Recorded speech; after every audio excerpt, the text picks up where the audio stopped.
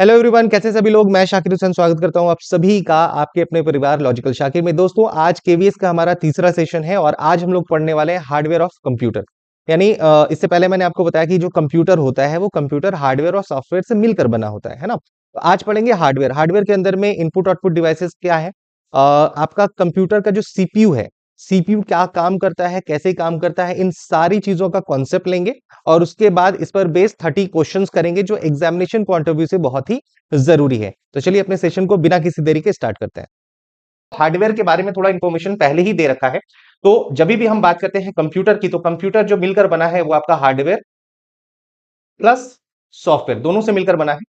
Hardware basically physical devices होते हैं जिसके जरिए कोई काम होता है, और हार्डवेयर को मैनेज करने के लिए, कंट्रोल करने के लिए, उसको प्रॉपर फंक्शन कराने के लिए हमें सॉफ्टवेयर की जरूरत पड़ती है। तो आज जो सेशन होगा वो हमारा हार्डवेयर पर होगा, यानी फिजिकल डिवाइसेस जिसे हम लोग टच एंड फील कर सकते हैं। इसका हम लोगों ने सेशन ले रखा है, इसके डेफिनेशन का, राइट।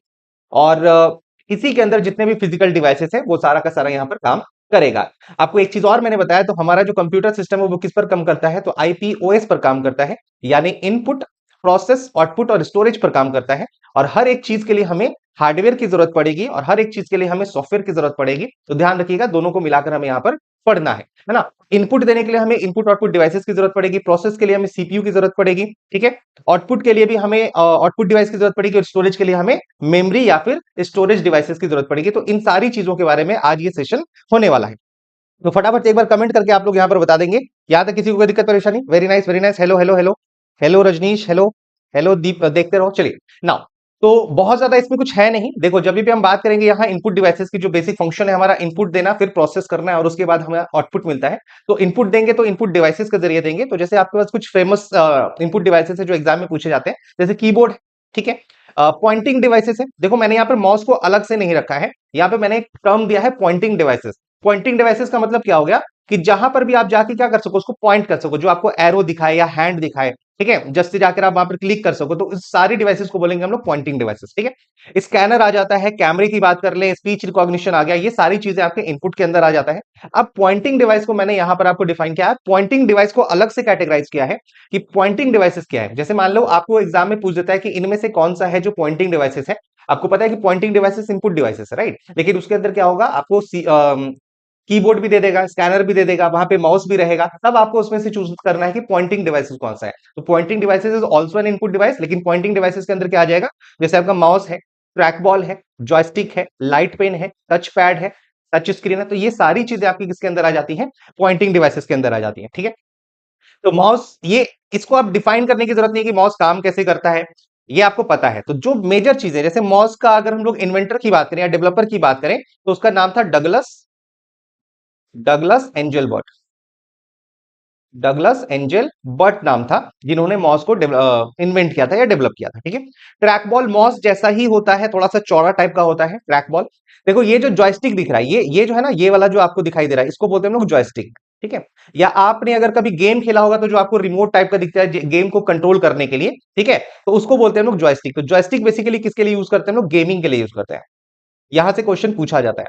लाइट पेन आपका सीआरटी के लिए यूज होता है। कैथोड रे ट्यूब पहले यूज हुआ करता था, अब यूज नहीं होता, तो लाइट पेन का भी बहुत ना के बराबर यूज है।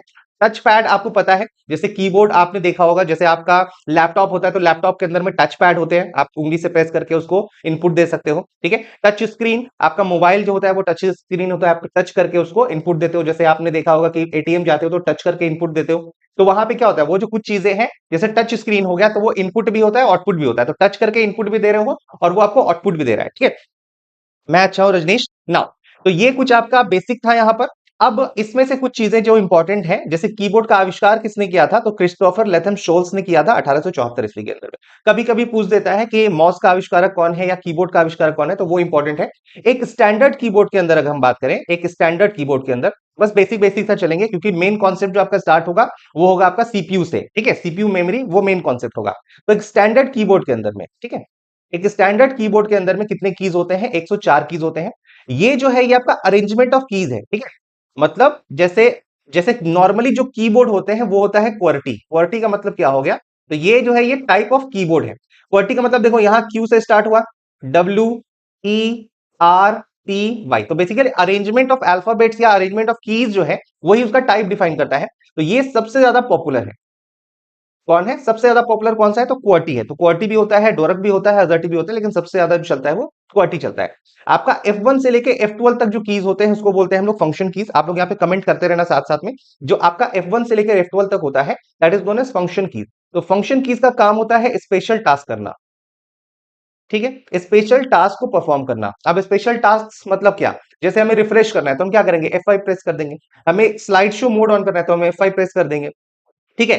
तो ये होते हैं आपके स्पेशल टास्क। हम F1 प्रेस करेंगे तो हमारा हेल्प मेन्यू ओपन हो जाएगा, F2 प्रेस करेंगे तो रीनेम का ऑप्शन आ जाएगा। तो ये होते हैं स्पेशल टास्क को परफॉर्म करना, ठीक है ना।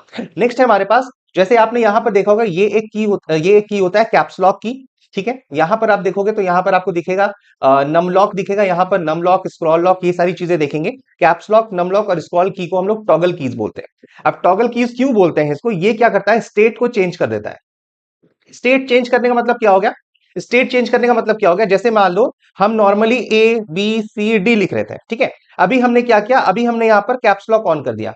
क्या ऑन कर दिया हमने? कैप्स लॉक ऑन कर दिया। जैसे हमने कैप्स लॉक ऑन करके जब हम ए प्रेस करेंगे तो सब क्या हो जाएगा? सब कैपिटल लेटर में हो जाएगा। तो देखो इसका क्या होगा? पूरा का पूरा स्टेट चेंज हो गया। तो स्मॉल से डायरेक्ट किसमें हो गया? कैपिटल में हो गया। तो जब आपका पूरा का पूरा स्टेट चेंज हो जाता है उसको बोलते हैं हम लोग क्या बोलते हैं? उसको टॉगल बोलते हैं। That is known as toggling.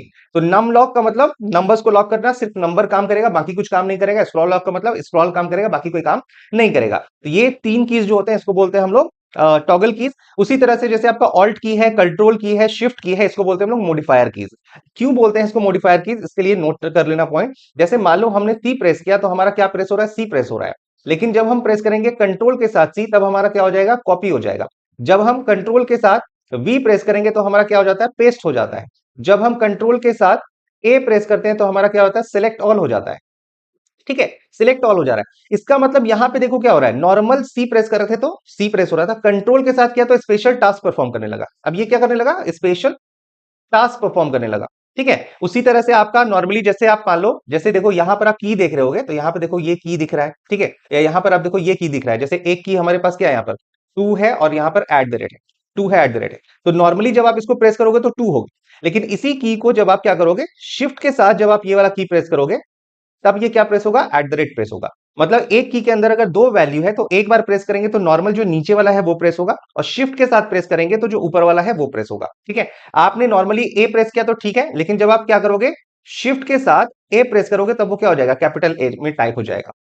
इस तरह से शिफ्ट की अब ये क्या करता है? चेंज कर देता है, मॉडिफाई कर देता है, इसीलिए इसको क्या बोलते हैं? मॉडिफायर कीज बोलते हैं। उसी तरह से अल्ट का भी काम होता है, ठीक है। होप सो यहां तक आपको कोई भी दिक्कत परेशानी नहीं होगा। एक बार जल्दी से कमेंट करके बता दीजिए कि इतना समझने में आपको कोई भी दिक्कत नहीं है कि पॉइंटिंग डिवाइसेस क्या होता है, माउस का आविष्कारक कौन था, कीबोर्ड के अंदर जो मेजर कीज थे उसका क्या फंक्शन होता है, क्योंकि इस पर क्वेश्चंस बनते हैं, राइट। और कौन कौन से पॉइंटिंग डिवाइसेस है, कौन से नहीं है।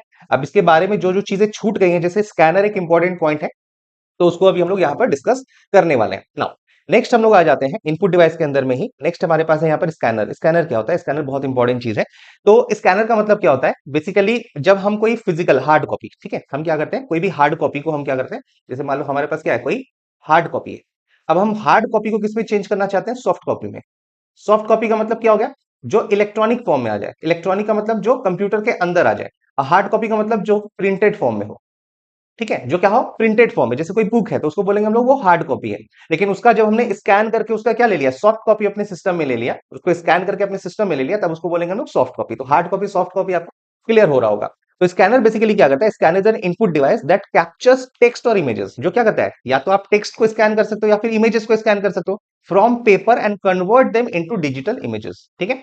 और उसको क्या करेगा? इमेज के फॉर्म में आपके सिस्टम के अंदर में, डिजिटल फॉर्म में या सॉफ्ट कॉपी के टर्म में दे लेता है। यही काम करता है आपका स्कैनर। जैसे फोटो लेके जाओगे, बोलोगे भैया स्कैन करके दे दो, उसका साइज छोटा करके, फोटो को प्रिंटर के ऊपर में रखेगा तो प्रिंटर बेसिकली स्कैनर भी उसके अंदर होता है, तो स्कैन करके आपके सिस्टम के अंदर में ले आता है, ठीक है। तो इसमें बहुत तरह के प्रिंटर स्कैनर होते हैं, फ्लैट बेड होता है और भी बहुत तरह के होते हैं। तो बेसिकली जो एग्जाम में क्वेश्चन पूछे जाते हैं, जैसे ये कुछ टाइप्स है हमारे पास। ऑप्टिकल कैरेक्टर रिकॉग्निशन, OCR जिसको बोलते हैं, ध्यान देना। ऑप्टिकल कैरेक्टर रिकॉग्निशन या OCR बोलते हैं। जैसे मान लो मेरे पास कोई पेज है, प्रिंट है, एक पेन जैसा कुछ होगा, उसमें लाइट सा होगा। वो क्या करेगा? उस पर हम ऐसे स्क्रॉल करेंगे और जहां पे स्क्रॉल होता जाएगा, जो जो चीजें उसके बीच में स्क्रॉल होंगी वो उठकर कहां आता जाएगा? हमारा सिस्टम के अंदर आएगा, ठीक है। उसका इमेज मैं यहाँ पे लगाना भूल गया, तो वो कहां जाएगा? आपका सिस्टम के अंदर में आ जाएगा। इसको बोलते हैं ऑप्टिकल। ऑप्टिकल का मतलब लाइट के थ्रू।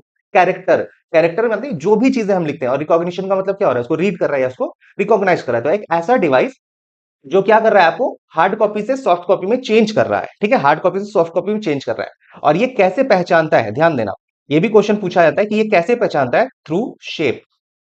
किसके थ्रू पहचानता है, थ्रू शेप ऑफ कैरेक्टर, यानी किसी भी कैरेक्टर का जो शेप है उसके हिसाब से पहचानेगा। देखेगा कि अच्छा ये एट द रेट ऐसे लिखा हुआ है, मतलब देखेगा अच्छा इस तरह से ये घुमा हुआ है, तो उसके शेप के हिसाब से उसको क्या करेगा, ट्रांसफर कर देगा। ठीक है, अच्छा ये चेंज करने के लिए क्या यूज करता है, यूजिंग आस्काई कोड।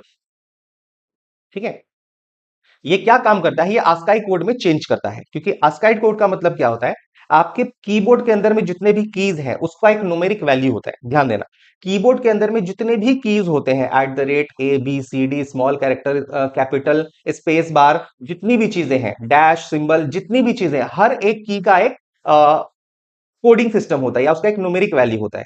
क्योंकि हमारा जो कंप्यूटर होता है वो सिर्फ और सिर्फ क्या समझता है, जीरो और वन को ही समझता है। मैं थोड़ा सा आपको डिफाइन कर देता हूं।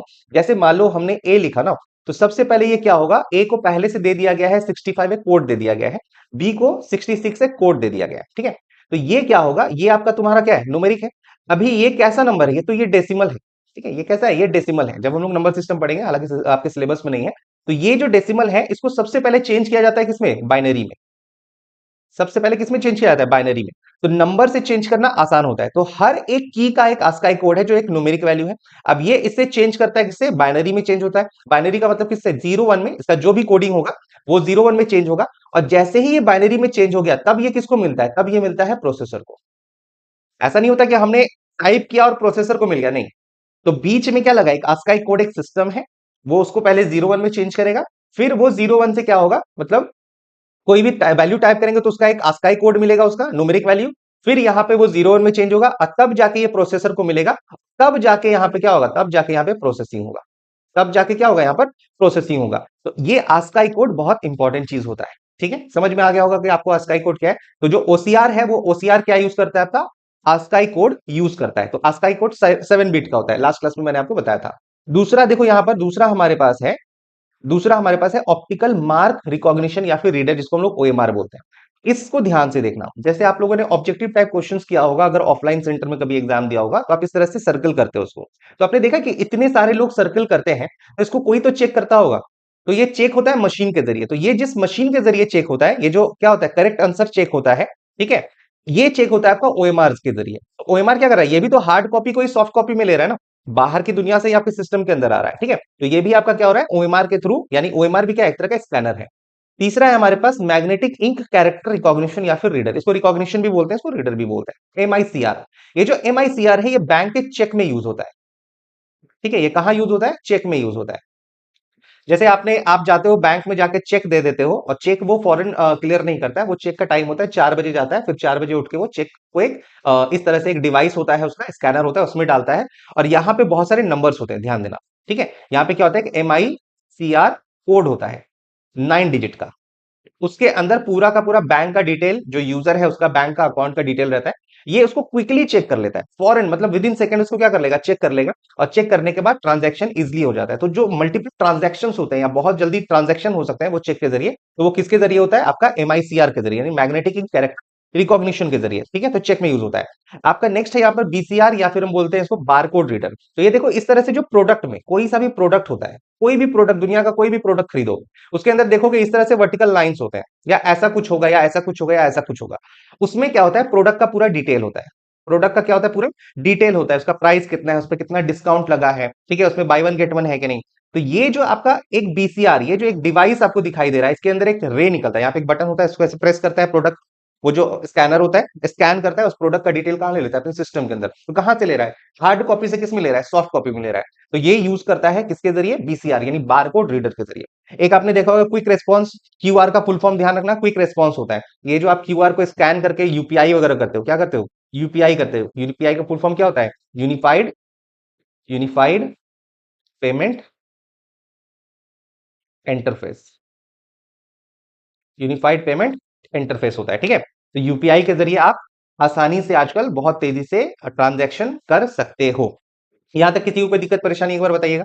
स्कैनर तक किसी को कोई परेशानी है, जल्दी से बताइएगा, हम लोग थोड़ा फास्ट चलेंगे, क्योंकि पूरा का पूरा हार्डवेयर इसमें हमें कवर करना है। तो आपको अगर चीजें क्लियर हो गई हैं तो फटाफट से बताते जाइएगा। कमेंट करके नाउ। और सेशन अच्छा लगता हो तो सेशन को शेयर कर दो। जो डिमांड आप लोगों का था सेशन का, उस हिसाब से मुझे यहाँ पे रेशियो आप लोगों का दिख नहीं रहा है। मुझे पता है आप लोग बाद में देखते हो, बट लाइव रहो तो मुझे पढ़ाने में ज्यादा मजा आएगा। अदरवाइज फिर मैं भी अपना टाइम निकाल के सिर्फ वीडियो अपलोड कर दिया करूंगा, ठीक है? फिर लाइव इंटरेक्शन नहीं हो पाएगा। चलो, तो ये इनपुट डिवाइस में कुछ इंपॉर्टेंट चीजें थी। अब आउटपुट डिवाइस के अंदर जैसे आपने मॉनिटर देखा होगा, स्पीकर देखा होगा, प्रिंटर है, प्लॉटर है, प्रोजेक्टर है, ठीक है? ये सारी चीजें जो होती है ये आपका आउटपुट डिवाइस के अंदर आता है, ठीक है? मॉनिटर के अंदर कई सारे इसमें फुल फॉर्म पूछ देते हैं। जैसे आपने देखा होगा मॉनिटर में अमोलेड है या ओलेड है या क्यूलेड है या एलईडी है या टीएफटी है, ठीक है, या एलसीडी है। तो इस तरह से आपके मॉनिटर की क्वालिटी यानी उसका रेजोल्यूशन क्या होगा, उसकी पिक्चर की क्वालिटी क्या होगी, उस पर डिपेंड करता है। तो सबसे पहले चलता था आपका कैथोड रे ट्यूब, जो मैंने बताया, और इसी के लिए आपका लाइट पेन यूज होता था as an input device, light pen, ठीक है? अब यूज नहीं होता सीआरटी, इसलिए सीआरटी पहले का जो टीवी हुआ करता था ना, वो पीछे बहुत बड़ा सा निकला रहता था, वो कैथोड रे ट्यूब होता था, पीछे बहुत सारा बड़ा टीवी होता था। इसलिए आजकल देखते हो बहुत फ्लैट सा होता है, ठीक है? तो एलसीडी का मतलब होता है liquid crystal display, thin film transistor, TFT, LED light emitting diode, OLED organic light emitting diode, ठीक है? Touch screen, flat panel, plasma, बहुत सारी चीजें निकल गई हैं, तो अनगिनत है ये, ठीक? तो ये कुछ मॉनिटर के टाइप है। आपका स्पीकर है, ये आपका प्रिंटर है, ध्यान रखिएगा, ये आपका प्रोजेक्टर है। प्रोजेक्टर किसी चीज को शो करने के लिए होता है, एक लाइट निकलता है और आपका जो सिस्टम के अंदर जो भी चीजें हैं वो आपको पर्दे पे या दीवार पे दिखाई देता है, ठीक है ना? नेक्स्ट हम लोग बात कर लेते हैं यहाँ पे टाइप्स ऑफ प्रिंटर की, जहां से आपके क्वेश्चंस बनते हैं। चलिए, वेरी नाइस, क्लियर है? तो जहां से आपके क्वेश्चंस बनते हैं, तो बेसिकली जो प्रिंटर होता है वो दो तरह का होता है। एक होता है हमारा इंपैक्ट प्रिंटर और दूसरा होता है नॉन इंपैक्ट प्रिंटर, ठीक है? इंपैक्ट प्रिंटर बेसिकली वो होता है जैसे आपका जो रिबन्स होता है, उस पे जो इंक्स होते हैं वो फिजिकली जाके क्या करता है, उसको टच करता है पेपर को, ठीक है? और जो नॉन इंपैक्ट होता है वो टच नहीं करता। तो इतना डिप्ले नहीं पूछा जाता कि उसका डेफिनेशन क्या है, ये पूछता है कि कौन सा प्रिंटर इंपैक्ट होगा, कौन सा प्रिंटर नॉन इंपैक्ट होगा। तो आपको बस दो तीन चीजों को याद रखना है। जितना भी पुराना है वो सब क्या है, आपका इंपैक्ट प्रिंटर है। जो भी अभी हम लोग नया यूज करते हैं, जैसे आप घर में जो यूज कर रहे हो, इंकजेट प्रिंटर यूज कर रहे हो या लेजर प्रिंटर यूज कर रहे हो, वो सारा का सारा प्रिंटर आपका नॉन इंपैक्ट प्रिंटर के अंदर आता है। इंपैक्ट प्रिंटर के अंदर जब हम लोग यहां पर बात करेंगे, इंपैक्ट प्रिंटर के अंदर जैसे आपका यहां पर देखो डॉट मैट्रिक्स प्रिंटर आ जाएगा। देखो यहां पर डॉट मैट्रिक्स प्रिंटर है, डेजी व्हील प्रिंटर है, लाइन प्रिंटर, लाइन प्रिंटर के अंदर में अलग अलग टाइप के हैं, drum printer, chain printer, band printer, ठीक है? बेसिकली इसी दोनों के बारे में पूछा जाता है। जो आपका डॉट मैट्रिक्स प्रिंटर है और डेजी व्हील प्रिंटर है, होता क्या है समझना। आप बैंक गए होगे, बैंक में आपने पासबुक अप टू डेट करवाया होगा, पासबुक अप टू डेट कराया होगा, तो आपको ऐसा ही कुछ एक प्रिंटर वहां पे दिखा होगा, ठीक है? ऐसा ही प्रिंटर दिखा होगा, देखो ये पासबुक गया और अपडेट होकर आ गया। तो बैंक के अंदर जो यूज होता है वो डॉट मैट्रिक्स प्रिंटर यूज होता है। या जब आप रेलवे काउंटर पर जाके टिकट कटाते हो, जिसकी क्वालिटी बहुत घटिया होती है, ध्यान रखना। जब हम डॉट मैट्रिक्स प्रिंटर की बात करते हैं तो यहाँ पे किससे बना है, डॉट। डॉट का मतलब आपको डॉटेड डॉटेड डॉटेड सा दिखेगा, मतलब बहुत अच्छी क्वालिटी नहीं चाहिए। जैसे आप टिकट कटा लोगे रेलवे स्टेशन में जाके, तो उसको थोड़ी आपको बहुत ज्यादा क्वालिटी देना है, नहीं देना है, तो वहां पे कॉस्ट कटिंग करता है वो अपना। तो आपको प्रिंटिंग में ज्यादा खर्चा नहीं उठाना चाहता। दूसरा क्या है, मल्टीपल शीट्स एक साथ वो प्रिंट कर सकता है। जैसे मान लो आप, जैसे देखो यहाँ पे क्या है, देखो ये, इसको ध्यान से देखो, एक पेज ये है, एक पेज ये है, तो दोनों पेज में एक साथ प्रिंट होके वो निकल जाता है, ठीक है? तो मल्टीपल शीट्स प्रिंट कर सकते हैं। या जब आप रेलवे काउंटर पे जाके टिकट कटाओगे, आप बोलोगे 5 प्लेटफॉर्म टिकट एक साथ दीजिए, तो वो 5 लिखेगा और 5 अलग अलग प्लेटफॉर्म टिकट जो है वो एक साथ प्रिंट हो जाएगा, फिर फाड़ के 5 लोगों को दे देता है, ठीक है? तो अलग अलग लोगों को नहीं देता। तो यहां पर ये क्या है, आपका बैंक में प्रिंटर जो पासबुक अप टू डेट के लिए यूज होता है, रेलवे काउंटर पे यूज होता है, मल्टीपल शीट एक बार करता है। इसका सबसे बड़ा ड्रॉबैक क्या है, एक कैरेक्टर एक बार में प्रिंट करता है। मतलब पहले बार में ए प्रिंट करेगा, फिर बी प्रिंट करेगा, फिर सी करेगा। ऐसा नहीं कि पूरा लाइन या पूरा वर्ड या पूरा सेंटेंस प्रिंट करे, नहीं, एक बार में एक कैरेक्टर। अगर आपने एक स्पेस दिया हुआ है तो एक बार में एक स्पेस ही करेगा, तो थोड़ा स्लो होता है ये, ठीक है? इसीलिए इसको कैरेक्टर प्रिंटर भी बोलते हैं। कलरफुल नहीं होता, ब्लैक एंड व्हाइट होता है। ये जब भी आप देखोगे पासबुक अप टू डेट करा के, तो हमेशा कैसा होता है, ब्लैक एंड व्हाइट होता है। इसी का थोड़ा सा एडवांस वर्जन था आपका डेजी व्हील। ये जो है आपका व्हील के फॉर्म में डेजी व्हील, इस तरह से स्पोक्स हुआ करते थे और इसी में क्या आपकी कैरेक्टर प्रिंट है। इसको भी हम लोग कैरेक्टर प्रिंटर बोलते हैं। बट आपको इतना सा दिमाग में रखना है कि dot matrix printer and daisy wheel printer are the types of impact printer. ये क्या है, ये आपका इंपैक्ट प्रिंटर के अंदर में आता है। कोई दिक्कत परेशानी जल्दी से बताओ, एवरीवन जल्दी से बताइएगा। इसके बाद हम लोग फिर सीपीयू करेंगे और सीपीयू के बाद फिर हम लोग मेमोरी करेंगे और उसके बाद 20 प्लस क्वेश्चंस भी करना है हमें। एक घंटे के अंदर में हमें सारी चीजें करनी है विद समझते हुए, है ना? चलो, अब देखो लाइन प्रिंटर, ये डॉट मैट्रिक्स प्रिंटर में क्या हो रहा है, कैरेक्टर हो रहा है। जब बहुत सारे बैंक में आप जाओगे, ये भी कहां यूज होता है, मोस्टली बैंक में जाओगे, तो बैंक में देखोगे नीचे बड़ा सा एक पेज रखा रहता है और इस तरह से लगा रहता है। बैंक में देखोगे ना, साइड में ऐसे लगा रहता है। तो ये क्या करता है, यहां से यहां तक पूरा का पूरा लाइन एक बार में प्रिंट करता है, ठीक है? ये क्या कर रहा था, एक कैरेक्टर प्रिंट कर रहा था, ये क्या करता है लाइन प्रिंटर, एक पूरा का पूरा लाइन, मतलब एक लाइन में जितने भी कैरेक्टर्स होंगे, जितने भी वर्ड्स होंगे, जितने भी सेंटेंसेस होंगे, वो एक साथ प्रिंट करेगा, इसीलिए इसको बोलते हैं लाइन प्रिंटर हम लोग, ठीक है। अब लाइन प्रिंटर के अंदर में भी बहुत सारे टाइप है, chain printer, band printer, drum printer. तो आपको बेसिकली याद रखना है कि लाइन प्रिंटर का मतलब क्या है, एक लाइन। ये भी अभी भी यूज होता है, बैंक जाओगे तो बैंक में आपको ऐसा पेज दिखेगा, तो समझ जाना कि वो लाइन प्रिंटर है, ठीक। नाउ अब आउटपुट डिवाइस के अंदर में हम लोग दूसरा चलते हैं, यहां पर जो है हमारे पास non impact printer. Non impact printer के अंदर आता है आपका इंकजेट प्रिंटर, ठीक है, जो नॉर्मली घरों में यूज होता है। देखोगे ये जो प्रिंटर है ये होता है आपका इंकजेट। नॉर्मली जो यूज होता है घर में वो होता है इंकजेट। इसके अंदर जो कार्टिज, कार्टिज का मतलब जिसके अंदर हम लोग कलर रखते हैं, ये जो है ना, इसको क्या बोलते हैं हम लोग, कार्टिज बोलते हैं, ठीक है। कार्टिज के अंदर में ही आपका कलर, तो कलर जो होता है ऐसा नहीं होता कि बहुत सारे कलर होते हैं, तो चार कॉम्बिनेशन से मिलकर बना होता है, सियान, मैजेंटा, येलो और ब्लैक। इसी कॉम्बिनेशन से ही आपका डिफरेंट डिफरेंट कलर वहां पर फॉर्म करता है, ठीक है। तो इसी से आपका डिफरेंट डिफरेंट फॉर्म करेगा। तो ये कार्टिज है, इसी के अंदर में कलर्स होते हैं, सियान, मैजेंटा, येलो एंड ब्लैक होते हैं। दूसरा आता है आपका लेजर प्रिंटर। लेजर प्रिंटर जैसे आप किसी कैफे वगैरह में जाओगे तो वहां पे जो बड़ा प्रिंटर लगा होता है, ठीक है, या ऑफिस में भी थोड़ा सा बड़ा टाइप का प्रिंटर होता है, जिसकी स्पीड थोड़ी सी क्या होती है, ज्यादा, क्योंकि उसके अंदर अपना एक माइक्रो प्रोसेसर लगा होता है जो उन चीजों को कंट्रोल करता है, ठीक है। तो थोड़ा सा ऑटोमेटिक जैसा ये काम करता है। बल्क में अगर आपको प्रिंट निकालना है तो वहां पर काम करता है, कॉस्ट कटिंग ज्यादा हो जाता है यहाँ पर, ठीक। तो तीसरा होता है हमारे पास थर्मल प्रिंटर, इसके बारे में जान लेते हैं। तो ये समझ में आ गया, इसमें क्या यूज होता है आपका, इंक यूज होता है, इंकजेट है। तो इसके अंदर जो होता है ये टोनर यूज होता है। टोनर का मतलब होता है पाउडर यूज होता है, इसके अंदर इंक यूज नहीं होता, पाउडर यूज होता है, ठीक है। पाउडर यूज होता है किसके अंदर, लेजर के अंदर में, ठीक है। लेजर के अंदर में क्या होता है, पाउडर यूज होता है। तो यहाँ पे टोनर या powder use for printing, use laser to melt that tone. Laser का मतलब क्या होता है, कहीं ना कहीं एक लाइट निकलेगा और उसको मेल्ट करेगा, पिघलाएगा, और वही फिर आपका क्या बनेगा, प्रिंटिंग के काम आएगा, ठीक है। इसका अपना एक माइक्रो प्रोसेसर होता है, इसी वजह से ये ऑटोमेटिक काम करता है। तीसरा हमारे पास thermal printer. Thermal printer basically जैसे आपने पीओएस बहुत सारा देखा होगा, पीओएस जिसको बोलते हैं हम लोग point of sale. Point of sale, point of sale का मतलब क्या हो गया, इस तरह का डिवाइस देखा होगा बहुत सारे शोरूम में, बहुत सारे शॉप में, या आपने देखा होगा जब आप होटल वगैरह जाते हो खाने पीने के लिए, रेस्टोरेंट वगैरह, तो बोलते हो कार्ड यूज करना है, तो वहां से एक डिवाइस लेके आता है छोटा सा, जहां पर आप उसको इंसर्ट करते हो या स्वाइप करते हो, तो उसको बोलते हैं पीओएस, मतलब पॉइंट ऑफ सेल। उसी मोमेंट में आपका क्या हो चुका है, पेमेंट भी हो गया, उसी मोमेंट में आपने चीजों को परचेज भी कर लिया, जो भी सर्विस था लिया, और देन उसके बाद पेमेंट भी कर दिया, that is known as, that is point of sale. उसी वक्त वो सारा काम हो गया, ठीक है। तो ये डिवाइसेस है। दूसरा क्या होता है, जैसे आपने एटीएम यूज किया होगा, एटीएम से जो स्लिप निकलता है छोटा सा, उसकी क्वालिटी बहुत अच्छी होती है, देखना उसकी क्वालिटी बहुत अच्छी होती है। शॉपिंग मॉल के अंदर जो स्लिप देता है, छोटा छोटा पर्ची जो देता है, या बिजली बिल जो आपके पास आता है, उसका जो पर्ची आता है छोटा वाला कट के, तो ये ऐसे डिवाइसेस से जो प्रिंट निकल कर आता है उसको बोलते हैं हम लोग थर्मल प्रिंटर, ठीक है। टेम्परेचर का यूज किया जाता है इसके अंदर, और ये बहुत चिकना होता है, क्योंकि इसके अंदर जो होता है वैक्स का कोटिंग होता है, वैक्स का मतलब मोम का कोटिंग होता है, इसीलिए ये बहुत चिकना होता है। इसलिए इस पे बहुत ज्यादा देर तक जो है प्रिंट वो नहीं रह पाता, क्योंकि वो चिकनाहट की वजह से क्या हो जाता है, खत्म हो जाता है, ठीक है। नाउ नेक्स्ट है हमारे पास प्लॉटर।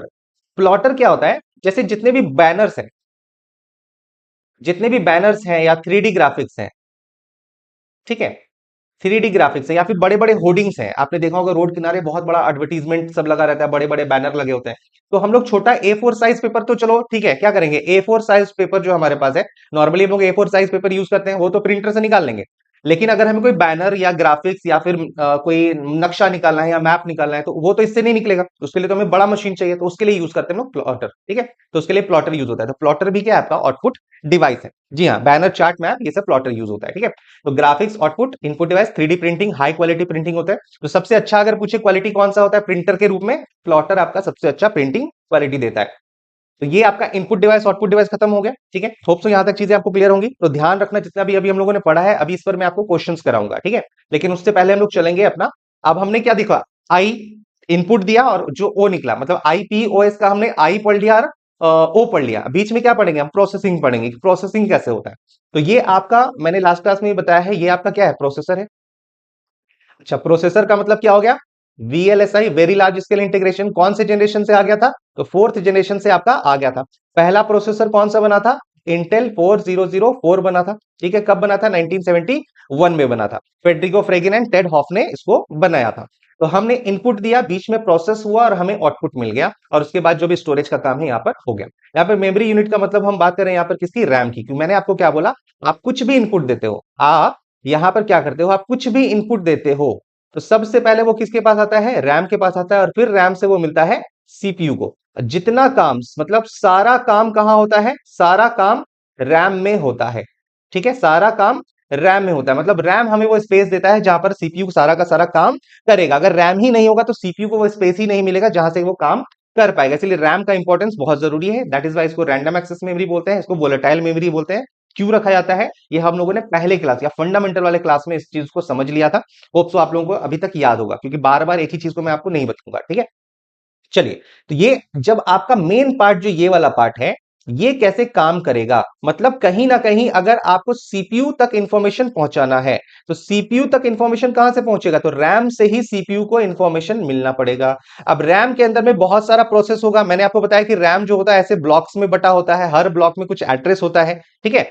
हर ब्लॉक में कुछ एड्रेस होता है। अभी हम लोग कैश मेमोरी और रजिस्टर पे भी आएंगे, डोंट वरी, ठीक है। तो ब्लॉक में बटा होता है। अब हर ब्लॉक में डेटा है, डेटा जरूरी नहीं कि सीक्वेंस में ही हो, जिसको जहां पे जगह मिलेगा वो वहां पे बैठ जाएगा, ठीक। अब हर ब्लॉक का कुछ एड्रेस होगा, यहां से ये डेटा अपने पास लेगा ताकि हम सीक्वेंस में डेटा को क्या कर सके, प्रोसेस कर सके। अब मेन काम हमारा यही पर होता है। इसके अंदर जो होते हैं सीपीयू के अंदर में, सीपीयू के अंदर में आपके तीन सेक्शंस होते हैं बेसिकली। जो हमारा सीपीयू है, ठीक है, जो सीपीयू है, सीपीयू के अंदर क्या होता है, एक तो होता है सीयू, दूसरा होता है एएलयू और तीसरा होता है यहाँ पे रजिस्टर, ठीक। ये तीन चीजों से ये सीपीयू हमारा मिलकर बना है। मतलब ये क्या हो गया, ये उसके कंपोनेंट्स हो गए, ये इसके कंपोनेंट्स हैं। अगर ये नहीं है तो सीपीयू वहां पर काम। सर केवीएस का भी सिलेबस कंप्लीट करा दीजिए बेटा। केवीएस के लिए भी सेम ही है, जो सिलेबस आप देख रहे हो ना, कुछ भी अलग नहीं है। ईएमआरएस के लिए मैंने एक 8 घंटे का वीडियो अपलोड किया हुआ है। आप देखोगे ईएमआरएस में सारे के सारे क्वेश्चंस वहीं से आए हैं। बच्चों के कमेंट भी जाकर पढ़ लेना, ठीक है। आप केवीएस के लिए भी वहीं से कर लो, कोई दिक्कत नहीं है, वहां से आपको सारा क्वेश्चन देखने को मिलेगा, ठीक। अब जब हम यहाँ पे बात करते हैं कंट्रोल यूनिट की, ठीक, तो कंट्रोल यूनिट काम क्या करता है, तो बेसिकली अगर हम यहाँ पे सीपीयू के बारे में बात करें, जो हमारा सीपीयू है, सीपीयू को हम लोग ब्रेन, ये मैंने बताया था, brain and heart of computer बोलते हैं, हार्ट ऑफ कंप्यूटर बोलते हैं, ठीक है। क्योंकि यही सारा का सारा क्या करेगा, काम करेगा। स्पीड किस में मेजर की जाती है, और इसकी जो स्पीड है वो किस में मेजर की जाती है, तो गीगा हर्ट्स में मेजर की जाती है, ठीक है। किस पे डिपेंड करता है भाई, ये क्लॉक स्पीड पे डिपेंड करता है। क्लॉक स्पीड का मतलब क्या हो गया कि एक्सेसिंग, फेचिंग टाइम क्या है, मतलब कितना क्विकली वो चीजों को एक्सेस करके, फेच करके, एक्सेस करके उस पे क्या कर रहा है, काम कर रहा है। तो उसी को बोलेंगे हम लोग, जितना ज्यादा क्लॉक स्पीड होगा, जितना ज्यादा क्लॉक स्पीड होगा उतनी ही उसकी ज्यादा क्या होगी, स्पीड होगी, ठीक है। तो ये यहां तक आप लोगों को चीजें समझ में आ गई होंगी। अब इसका जो अलग अलग कंपोनेंट है, ये काम क्या क्या करता है समझना। तो सबसे पहले काम क्या होगा, सबसे पहले अगर हम बात करें तो, क्योंकि यहां पर हमारे पास टर्म है क्या, कंट्रोल यूनिट, जिसको बोलते हैं हम लोग सीयू, ठीक है। अब कंट्रोल यूनिट का मतलब क्या होगा, कहीं ना कहीं ये पूरी चीजों को कंट्रोल कर रहा है। तो जिस तरह से हम लोग ब्रेन ऑफ कंप्यूटर किसको बोलते हैं, सीपीयू को, तो ये क्या हो गया, ये एक तरह से हो गया ब्रेन ऑफ सीपीयू, ठीक है। ये क्या हो गया, ब्रेन ऑफ सीपीयू बोल सकते हैं इसको। मतलब सीपीयू के अंदर जो मेजर रोल प्ले करता है वो कंट्रोल यूनिट करता है। कब कौन सा इनपुट लेना है, ठीक है, उसको सिंक्रोनाइज कैसे करना है।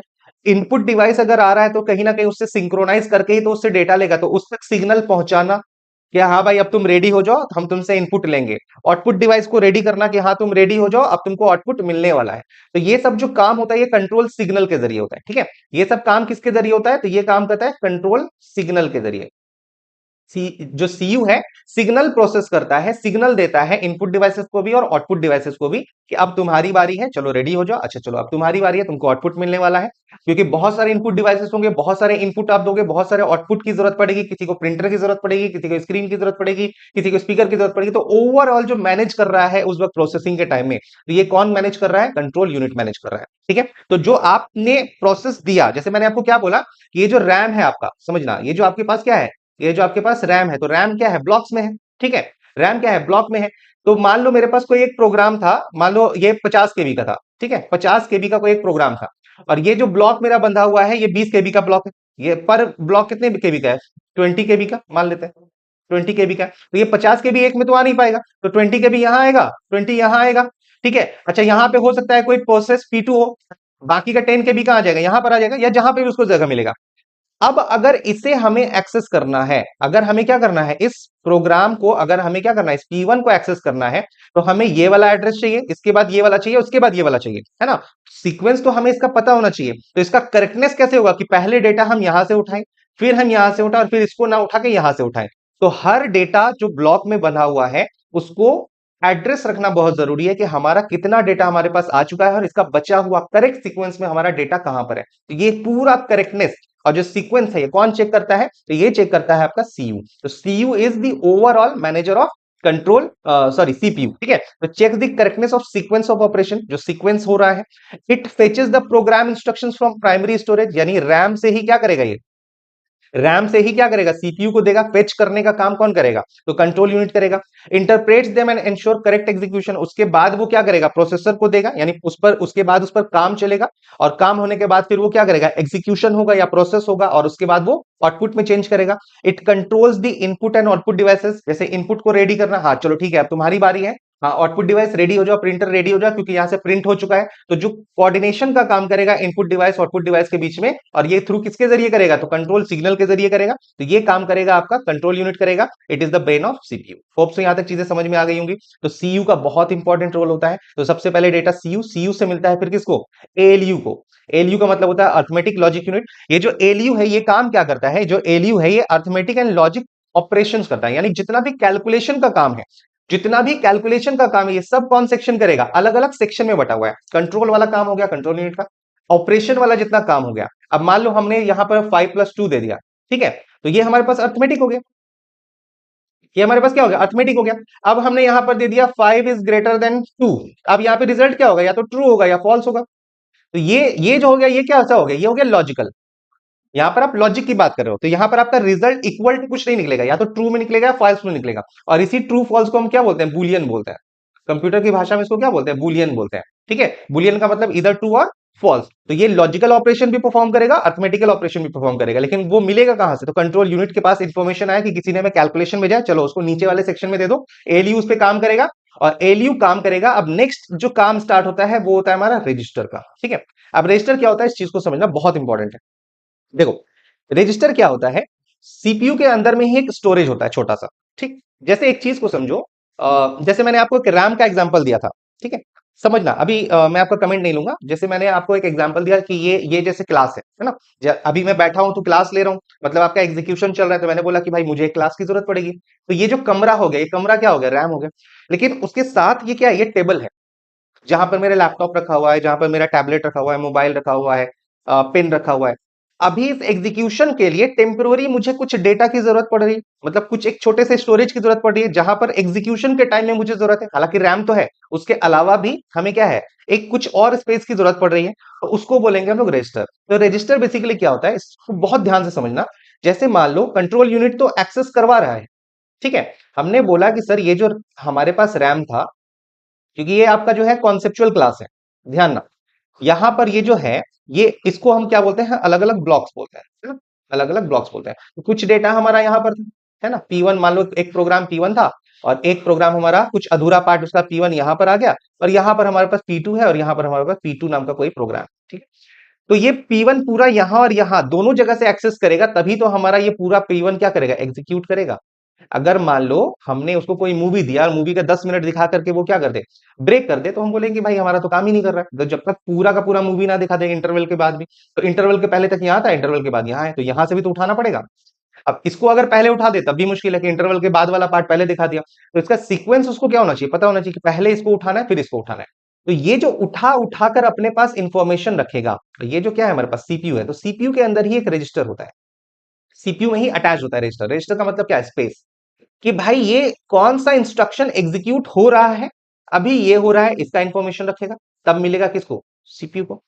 अच्छा इसके बाद कौन सा होगा, उसका इंफॉर्मेशन रखेगा, ठीक है। इसके बाद कौन सा होगा उसका रखेगा। ये जो इंफॉर्मेशन है ये किस एड्रेस पर है, यानी किस ब्लॉक में है, उसका 0 1 2 ऐसे एड्रेस होता है। तो किस एड्रेस पर है वो एड्रेस भी रखेगा, क्योंकि जब तक एड्रेस नहीं रखेगा तो उसको सीक्वेंस का पता नहीं चलेगा। तो डेटा हमारा कहां पे रखा हुआ है, किस ब्लॉक में रखा हुआ है, उसका एड्रेस क्या है, किस लोकेशन पर रखा हुआ है, ये एग्जीक्यूट किया। तो इसके साथ साथ अगला कौन सा होगा, ताकि सीक्वेंस जो है वो हमारा एग्जीक्यूशन का सही हो जाए। ऐसा ना हो जाए कि मूवी के जो इंटरवल के बाद वाला पार्ट है वो पहले दिखा दिया, और इंटरवल के पहले वाला पार्ट जो है वो बाद में दिखा रहा है। तो ये सारी चीजें जो मैनेज होती हैं, ये जो डेटा स्टोर अपने पास करके रखता है, कब, while execution of a program, जब वो प्रोग्राम एग्जीक्यूट हो रहा है तब। तो एग्जीक्यूशन के टाइम में जो एग्जीक्यूट हो रहा है, उस वक्त जो हम उस प्रोग्राम से या उस डेटा से रिलेटेड जो छोटे छोटे सा डेटा अपने पास स्टोर करके रख रहे हैं, उसके लिए हम यूज करते हैं रजिस्टर। खूब सो चीजें क्लियर हो गई होंगी। क्या समझ में आया, रैम क्या होता है और रजिस्टर क्या होता है। रजिस्टर सीपीयू का ही पार्ट होता है, सीपीयू को असिस्ट करता है बेसिकली कि अच्छा सीपीयू तुम लो, हम तुमको यहां से करेक्ट सीक्वेंस में चीजों को निकाल कर दे रहे हैं। तो ये क्या काम कर रहा है देखो, अब इसका डेफिनेशन देख लो क्या है। तो holds the intermediate result during the course of calculation. ठीक है, मतलब ये क्या कर रहा है, आपको जो टेम्पोरी जो काम आप कर रहे हो, टेम्पोरी जो काम आप कर रहे हो वो सारी चीजों को आप तक पहुंचा रहा है कि अगला इंस्ट्रक्शन कौन सा होगा, कहां पर है, किस एड्रेस में, ये सारा काम कौन करेगा, रजिस्टर करेगा। ठीक, रजिस्टर जो बना होता है वो made up of flip flop. Flip flop flip flop का काम क्या होता है, फ्लिप फ्लॉप जो होता है ये आपका 1 बिट डेटा स्टोर करके रखता है। 1 बिट स्टोर करके रखता है क्या, डेटा। ठीक है, मतलब एक फ्लिप फ्लॉप है तो या तो जीरो रखेगा या तो क्या रखेगा, 1 रखेगा। ठीक है, तो फ्लिप फ्लॉप से मिलकर ये बना होता है।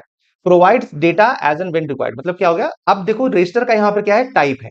ये जो रजिस्टर है उसमें भी कई छोटे छोटे से अलग अलग रजिस्टर के पार्ट है। ठीक, जैसे एक होता है हमारे पास प्रोग्राम काउंटर, जिसको बोलते हैं हम लोग प्रोग्राम। तो ये क्या करता है कि चलो अभी तो ये वाला इंस्ट्रक्शन हमारा एग्जीक्यूट हो रहा है, लेकिन इसके जस्ट बाद कौन सा इंस्ट्रक्शन एग्जीक्यूट होगा उसका एड्रेस अपने पास रखना, या उसका ट्रैक अपने पास रखना। ठीक है, उसका ट्रैक अपने पास रखना कि अभी ये हो रहा है, इसके बाद कौन सा होगा, तो वो जो ट्रैकिंग रखेगा, वो जो ट्रैक सिस्टम होगा उसको बोलेंगे हम लोग प्रोग्राम काउंटर। तो keeps the track of the next instructions to be executed, अगला जो इंस्ट्रक्शन एग्जीक्यूट करना है उसका ट्रैक अपने पास रखना, या उसका एड्रेस अपने पास रखना, या उसका रिकॉर्ड अपने पास रखना। ठीक है, अब देखो नेक्स्ट हमारे पास क्या, इंस्ट्रक्शन रजिस्टर, आईआर जिसको बोलते हैं। तो holds the instructions to be decoded by the control unit, मतलब जिस पर अभी प्रेजेंट मोमेंट में काम हो रहा है। एक तो है कि अगला कौन सा होगा, वो तो प्रोग्राम काउंटर रखा, लेकिन जो मिल चुका है, जिस पर काम अभी हो रहा है, वो कहां रहेगा, वो रहेगा इंस्ट्रक्शन रजिस्टर के अंदर में। ठीक है, उसके बाद है आपका मेमोरी एड्रेस रजिस्टर। तो देखो एड्रेस का मतलब ही क्या हो गया कि आपका जो डेटा रैम के अंदर में जो ब्लॉक्स है, और हर ब्लॉक का कुछ एड्रेस होगा, तभी तो हमें पता चलेगा कि कहां से हमें डेटा उठाना है।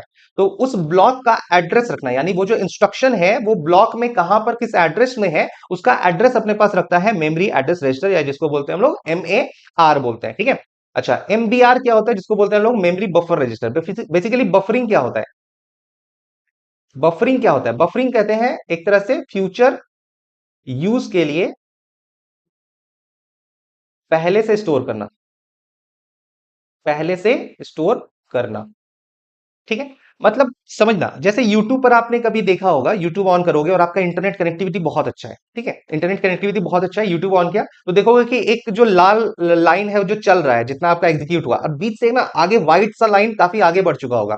तो आप डेटा को क्लोज भी कर दोगे, यानी अपना इंटरनेट बंद भी कर दोगे ना, तो थोड़ी देर तक वो क्या करेगा, अगर आपकी स्पीड बहुत अच्छी है तो उतना डेटा आपके मेमोरी में ऑलरेडी वहां से डाउनलोड होकर आ चुका है। तो इसको बोलते हैं हम लोग बफर मेमोरी, मतलब फ्यूचर यूज के लिए उतना आपका डेटा ऑलरेडी आ चुका है। अब आपने डेटा बंद भी कर दिया अपना, तब भी जितना आ चुका है, मान लो यहां तक एग्जीक्यूट हो चुका था और आपने इतना डेटा स्टोर करके रखा हुआ है। ठीक है, यहां समझाता हूं मैं आपको, जैसे ये आपका ऐसे रहता है ना यूट्यूब में, तो ये आपने यहां तक देखो लाल हो गया, यहां तक लाल हो गया, और आप देखोगे कि भाई यहां से ना हमें थोड़ा सा व्हाइट टाइप का थोड़ा आगे बढ़ के, यहां से हमारा क्या है, थोड़ा सा व्हाइट टाइप का आगे बढ़ के रहता है। इस मोमेंट में आपने क्या किया, डेटा यहां पर बंद कर दिया। ठीक है, डेटा क्लोज कर दिया, इंटरनेट बंद कर दिया। तब भी जब तक डेटा यहां तक आपका स्टोर हो चुका है, यहां तक जब तक नहीं आ जाएगा तब तक वो डेटा रुकेगा नहीं, तब तक वो चलता रहेगा। इसका मतलब हमने पहले से ही डेटा यहां तक स्टोर करके रख लिया, इसको बोलते हैं हम लोग बफर मेमोरी। ठीक है, स्टोर करके पहले से रख लेना। और जब हमारा इंटरनेट स्लो होता है तो वो फ्यूचर यूज के लिए स्टार्ट, मतलब पहले स्टोर करता है तब एग्जीक्यूट करता है, ध्यान देना। डायरेक्ट नहीं होता, पहले अपने पास रखेगा और उसके बाद फिर उस पर क्या करेगा, स्टोर करके तब जाके एग्जीक्यूट करेगा। तो ये जो पहले से स्टोर करना हुआ, that is known as buffer memory. ठीक है, लेकिन जब हमारा इंटरनेट स्लो होता है तो पहले स्टोर ही नहीं हो पा रहा है और हम उसको एग्जीक्यूट करने की कोशिश करें, तब वो क्या करता है, तब ऐसे ऐसे देखोगे, तब क्या करेगा, क्या गया, तब ऐसे ऐसे ऐसे ऐसे क्या होगा, ऐसे ऐसे ऐसे ऐसे घूमता रहेगा। तब वहां पे लिखता है क्या, बफरिंग।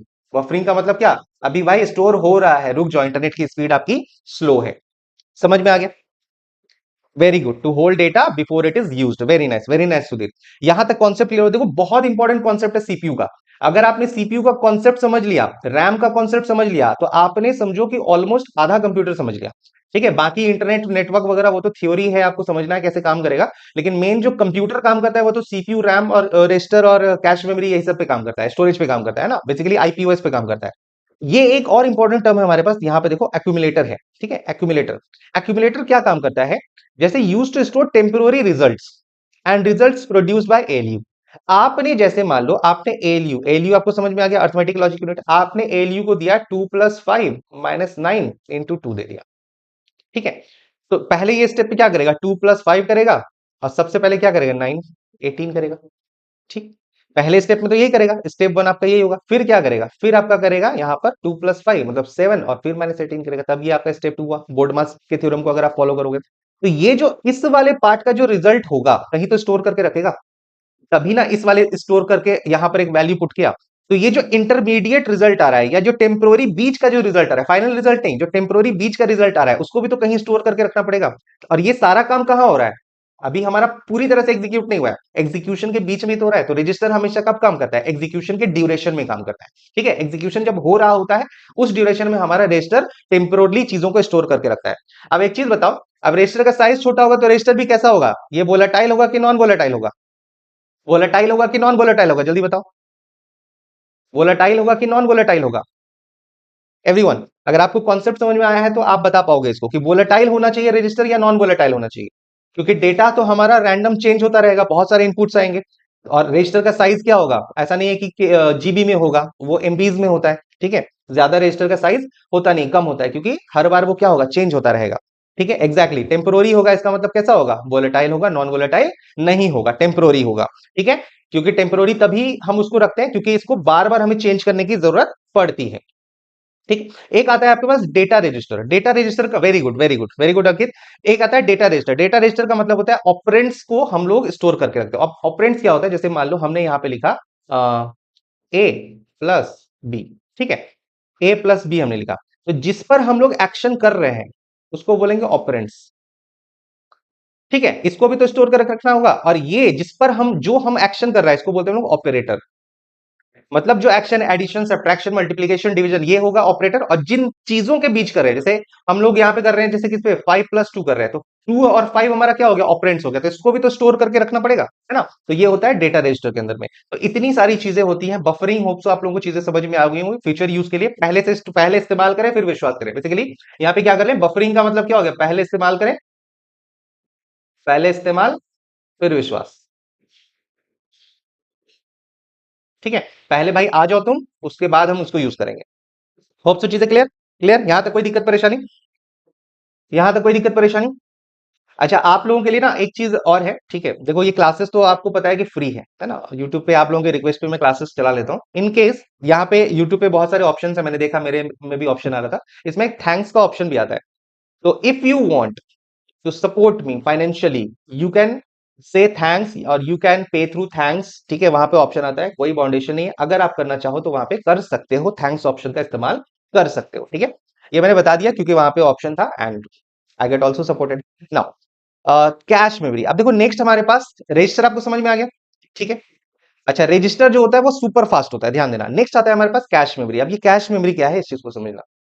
देखो कैश मेमोरी जो होता है ना, इस सीपीयू, अब हमने एक चीज बोला, ये जो मेन मेमोरी है हमारे पास क्या है, रैम, और ये हमारे पास क्या है, सीपीयू। ठीक है, यहीं से हमारा क्या होता है, डेटा स्टोर होता है, कहां, सीपीयू के पास आता है। ठीक, अब हम बार बार कहां से उठा के ला रहे हैं, रैम से उठा के ला रहे हैं, बार बार रैम से उठा के ला रहे हैं। अब मान लो कुछ अभी रिसेंटली कुछ एग्जीक्यूट हुआ था, ठीक है, रिसेंटली एग्जीक्यूटेड, या फिर बार बार यूज होने वाला, या फिर बार बार यूज होने वाला। हाँ, कुछ ऐसे प्रोग्राम्स होते हैं जिसकी हमें बार बार जरूरत पड़ती है, तो हम क्या करते हैं, बार बार रैम से ना उठाकर हम रैम और सीपीयू के बीच में एक मेमोरी लगा देते हैं जिसको बोलते हैं कैश मेमोरी, टेम्पोरली। और ये भी कैसा होगा, ये भी आपका टेम्पोररी होगा। ठीक, कि हमें बार बार रैम से ना उठाने की जरूरत पड़ी, जो प्रोग्राम अभी रिसेंटली एग्जीक्यूट हो चुका है हम उसको वापस से रैम में ना रखकर, या फिर हम उसको रैम से हटा ना दें, उसको हम टेम्पोरली कहां रखें, कैश में रख लें, ताकि हम यहां से नेक्स्ट टाइम डेटा को उठा लें। तो क्या होगा, ये जो यहां से हम उठा रहे थे डेटा, ये टाइम हमारा बच जाएगा, तो स्पीड जो है, जो स्पीड है वो क्या हो जाएगी, आपकी जो प्रोसेसिंग स्पीड है वो बढ़ जाएगी। Cache memory is an additional memory, cache memory is not the part of the CPU. Cache memory आप एडिशनली लगा सकते हो, लेकिन रजिस्टर आपका रहेगा ही रहेगा। ठीक है, कैश मेमोरी नहीं भी रहेगा तो चलेगा, थोड़ा प्रोसेस स्लो रहेगा, लेकिन रजिस्टर का होना मस्ट है। तो सीपीयू हाईली एक्सपेंसिव होता है ये मेमोरी, लेकिन अगर हम बात करें रजिस्टर की, तो रजिस्टर का जो स्पीड होता है वो कैश से ज्यादा होता है। ठीक है, जो रजिस्टर का स्पीड है वो कैश से ज्यादा होगा, रजिस्टर आपका ज्यादा कॉस्टली होगा। क्यों भाई, क्योंकि ये तो एग्जीक्यूशन में ही हेल्प कर रहा है और ये एडिशनली हेल्प कर रहा है। ठीक है, तो यहां पर आपका 3 तरह का होता है, L1 cash, L2 cash, L3 cash. आपने देखा होगा अक्सर मोबाइल में जब आप क्लीन अप करते हो ना, तो मोबाइल में जब स्टोरेज फुल हो जाता है तो वहां पे आप किसी प्रोग्राम में जाकर या किसी एप्लीकेशन में जाकर वहां पे लिखा रहता है क्लियर कैश। क्लियर कैश लिखा है, देखा होगा क्लियर कैश लिखा रहता है। क्लियर कैश का मतलब क्या है? ये जो टेम्पोररी मेमोरी है, जो आपको स्पीड के लिए काम कर रहा है, जो टेम्पोरली डेटा को स्टोर, वैसे डेटा को स्टोर करके रखा है जो रिसेंटली एग्जीक्यूट हुआ है, जो अभी स्टार्ट हुआ है, मतलब अभी एग्जीक्यूट हुआ है, सो दैट अगर दोबारा से सीपीयू की जरूरत पड़े तो रैम से ना लेकर कहां से ले ले, उसी कैश से ले ले। ठीक है, तो ये वहां से कुछ बेकार की चीजें बार बार वहां पे जमा हो रही है, तो आप वहां पे कैश क्लियर कर दो तो आपका स्पीड क्या हो जाएगा? बढ़ जाएगा। ठीक है, तो इसलिए कैश को वहां पे क्लियर किया जाता है। आपका जो L1 कैश होता है वो सीपीयू के साथ ही अटैच होता है। अब हमें और स्पीड चाहिए, अब देखो क्या है, हमने एक मेमोरी ऐसा बना दिया कैश जो हमने सीपीयू के साथ ही रजिस्टर के बगल में लगा दिया कि भाई हम रैम के बीच से ही क्यों ले, हम यहीं से क्यों ना उठा लें। जो डेटा हमें यहां नहीं मिलेगा फिर हम कहां लेंगे? फिर हम यहाँ L2 से लेंगे। अब फिर जो डेटा हमें नहीं मिलेगा फिर हम बीच में एक और मेमोरी लगा देंगे L1। ठीक है, तो जो फास्टेस्ट होगा, अब ये को इस वाली पिक्चर में समझना, तो सीपीयू के साथ जो अटैच है वो क्या है? L1 है, मतलब ये फास्टेस्ट हो जाएगा। उससे थोड़ा इसमें अगर डेटा नहीं मिलेगा तब इसमें ढूंढेंगे तो ये फास्ट हो जाएगा, और इसमें जब डेटा नहीं मिलेगा तब इसमें ढूंढेंगे तो इसके कंपैरिजन में ये थोड़ा सा और स्लो हो जाएगा। मतलब होगा तो फास्ट ही, लेकिन कंपैरेटिवली वहां पे क्या हो जाएगा? स्लो हो जाएगा। ठीक है, समझ में आ गया? तो ये क्या करता है? आपका एक्सेस टाइम को रिड्यूस कर देता है। होप सो यहां तक चीजें क्लियर होंगी। यहां तक कोई दिक्कत परेशानी एक बार जल्दी से बताओ। अब एक चीज आपने और सुना होगा कोर्स के बारे में, कि भाई हमने देखा है सर यहाँ तो डुअल कोर होता है, क्वाड कोर होता है, हमने देखा है कि ऑक्टा कोर होता है, क्वाड कोर होता है। ठीक है, ऑक्टा कोर होता है। ये सब क्या होता है? ठीक, तो वो कोर का मतलब क्या होता है? कोर का मतलब होता है प्रोसेसर के अंदर प्रोसेसर, प्रोसेसर के अंदर प्रोसेसर।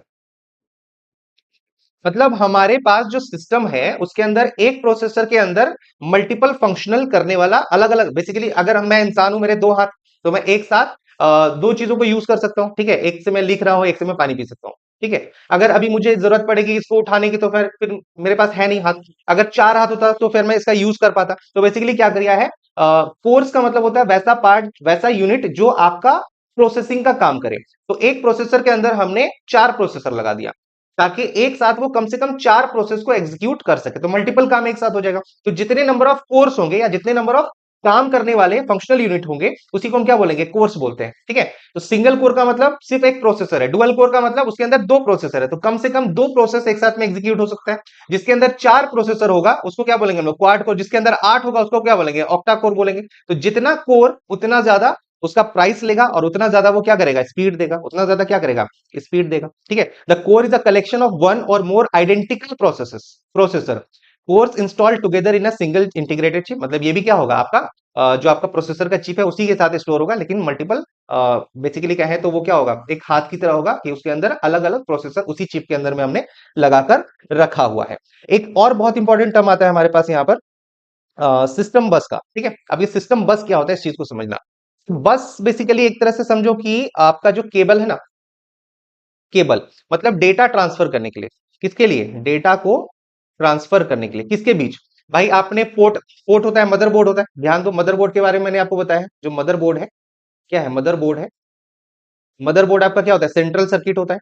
जो मदरबोर्ड है वो क्या है? मदरबोर्ड आपका सेंट्रल सर्किट है। इसी सेंट्रल सर्किट के अंदर में ऑल डिवाइसेस, पोर्ट्स कनेक्टेड होते हैं। ठीक है, जितने भी डिवाइसेस हैं, पोर्ट्स हैं, रैम है, रोम है, एक्सपेंशन कार्ड है, ग्राफिक्स कार्ड है, सीपीयू, सब किसके अंदर रहता है? इसी मदरबोर्ड के अंदर में रहता है। अब पोर्ट्स है, तो आपने पोर्ट्स के जरिए कुछ डेटा दिया, आपने यूएसबी लगाया, उससे डेटा जाएगा ना, तो data CPU, data memory, data input output device से कैसे जाएगा? तो वो लेके जो ट्रांसफर करने वाला जो एक सिस्टम होता है उसको बोलते हैं हम लोग बस। ठीक है, तो सीपीयू, मेमोरी और इनपुट आउटपुट डिवाइस के बीच में जो कनेक्शन कराने वाला या डेटा को ट्रांसफर कराने वाला जो पाथ है, दैट इज नोन एज बस। क्लियर? यहां तक क्लियर होगा? Hope so. चलिए बताइए यहां तक किसी को कोई दिक्कत? आई डोंट थिंक के अच्छा एक बार जल्दी से बताओ, क्या हम लोग इसको कंटिन्यू कर दें या फिर इसका हम लोग कल आगे मेमोरी, इसका पार्ट टू, हार्डवेयर का पार्ट टू हम लोग लेके आ जाएंगे, क्योंकि थ्योरी थोड़ा सा रहता है आप लोगों को समझाने के लिए इंपॉर्टेंट।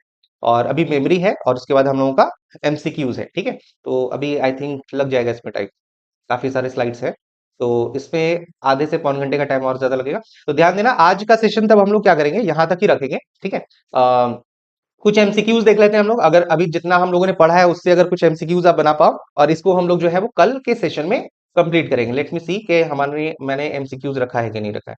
रखा तो होगा मैंने एमसीक्यूज। ओके हाँ चलो, कुछ एमसीक्यूज है, कम से कम 8-10 एमसीक्यूज कर लेते हैं, ठीक है। कंटिन्यू रखना है, ओके। ओके तो एक बार सब लोग शेयर कर दो, उसके बाद हम लोग कंटिन्यू रखते हैं। पहले कुछ क्वेश्चंस कर लेते हैं, फिर हम लोग उस पर चलेंगे, ठीक है। Which key of keyboard is use to make characters इधर अपर केस और लोअर केस, ठीक है। या तो आप अपर केस में कर रहे हो या लोअर केस में कर रहे हो। तो मैंने आपको बताया, अगर आप ए लिख रहे हो, आपने क्या किया, शिफ्ट दबा के क्या कर दिया, ए दबाया, तो वो क्या हो जाएगा, कैपिटल में हो गया। या आप ए लिख रहे थे, आपने क्या किया, शिफ्ट दबा के ए लिख दिया, तो वो किस में हो जाएगा, स्मॉल में हो जाएगा। तो यहाँ पे क्या हो जाएगा आपका, शिफ्ट की इज द राइट आंसर, ठीक है। तो ऑब्जेक्टिव में मैं ज्यादा टाइम नहीं लूंगा, क्योंकि थ्योरी मैंने आपको बहुत डिटेल में पढ़ा है। और थियरी अगर आपने डिटेल में पढ़ा है, तो यकीन मानो आप कोई सा भी एग्जाम दोगे, आप ईएमआरएस दो, केवीएस दो, आप कोई टीचिंग एग्जाम दो, आप एसएससी दो, आप बैंक का एग्जाम दो, आप दिल्ली पुलिस दो, जो भी दो आप वहां पर दे सकते हो, आपका कहीं भी क्वेश्चन जाएगा नहीं। Webcam is an example of webcam. Webcam, जैसे अभी मेरा जो वीडियो जा रहा है, तो मेरे लैपटॉप में एक कैमरा लगा हुआ है है ना, सॉरी, इसी कैमरे के जरिए मेरा वीडियो अब तक जा रहा है। तो वेब कैम क्या कर रहा है, बाहर की दुनिया से सिस्टम की दुनिया में लेके जा रहा है, मतलब इनपुट ले रहा है ना। तो webcam is an input device, ठीक है। सबका कमेंट यहाँ पर आते रहना चाहिए। Now which input device is mainly use for playing games. इनमें से कौन सा इनपुट डिवाइस ऐसा है जो आपको गेम्स खेलने के लिए यूज किया जाता है। क्या वो कीबोर्ड है, क्या वो माउस है, क्या वो जॉयस्टिक है, या वो लाइट पेन है। जल्दी से कमेंट कीजिएगा। तो हमने अभी पढ़ा था कि गेम्स खेलने के लिए हम जॉयस्टिक का यूज करते हैं, और 360 डिग्री इसका मूवमेंट हो सकता है, ठीक है। मतलब आप देखते हो, लेफ्ट राइट अप डाउन सब कर सकते हो, तो चारों डायरेक्शन में हो रहा है, तो 360 डिग्री मूवमेंट होता है। विच of the following uses flash memory. तो फ्लैश मेमोरी अभी हम लोगों ने नहीं पढ़ा है, मेमोरी नहीं पढ़ा है, तो मेमोरी का क्वेश्चन मैं हटा देता हूँ। चलिए नेक्स्ट, इसमें देखिए, which of the following components is used to connect all hardware devices to of a computer. इनमें से कौन सा ऐसा है जो सभी हार्डवेयर डिवाइसेस को कनेक्ट करने के काम आता है। क्या वो सीपीयू है, क्या वो एसएमपीएस है, क्या वो मदरबोर्ड है, या फिर वो हार्ड डिस्क है, ठीक है। इसका फुल फॉर्म लिख लो, तब तक आप लोग जवाब दीजिएगा। Switch modulate power supply, power supply, ठीक है। आपके पास जो एसी करंट को डीसी में चेंज करने वाला होता है ना, तो ये जो करंट पहुंचाने वाला काम होता है, ये आपका एसएमपीएस करता है, ठीक। तो मदरबोर्ड अभी मैंने आपको बताया था, जो मदरबोर्ड है, मदरबोर्ड ही सारे के सारे डिवाइसेस को कनेक्ट करके रखता है। ध्यान दो, क्वेश्चन ध्यान से पढ़िए, गलत आंसर आ रहा है यहाँ पर। CPU is not the right answer. Which of the following components is used to connect all hardware components of a computer. जितने भी हार्डवेयर कंपोनेंट्स उसको कनेक्ट करने का काम कौन करता है, तो मदरबोर्ड जो सर्किट होता है, उसी के अंदर सारे डिवाइसेस होते हैं ना। सीपीयू, रैम, रोम, जितना भी डिवाइस है, सब मदरबोर्ड के अंदर ही होता है। अभी थोड़ी देर पहले तो मैंने आपको थ्योरी में बताया।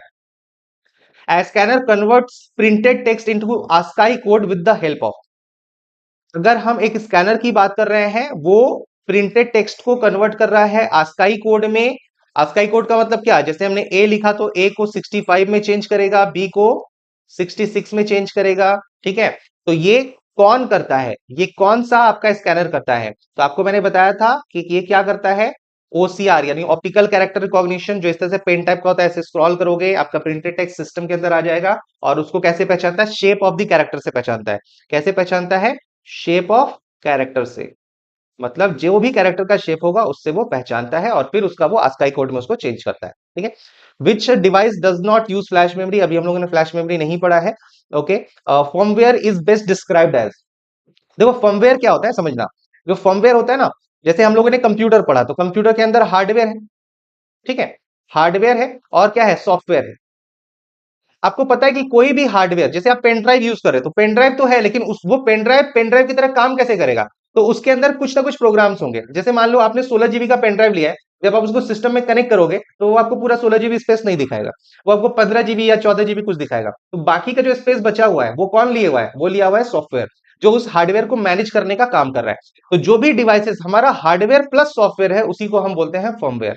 मतलब जिसके अंदर में, फर्मवेयर, FIRMWARE, फर्मवेयर का मतलब क्या हो गया, combination of combination of combination of hardware and software, hardware and software. जैसे आपका बायोस होता है, एज फॉर एग्जांपल, एग्जांपल के तौर पे बायोस होता है, आपका पेन ड्राइव होता है, ठीक है, आपका चिप होता है, आपका मेमोरी कार्ड होता है, ठीक है, आपका प्रिंटर हो गया।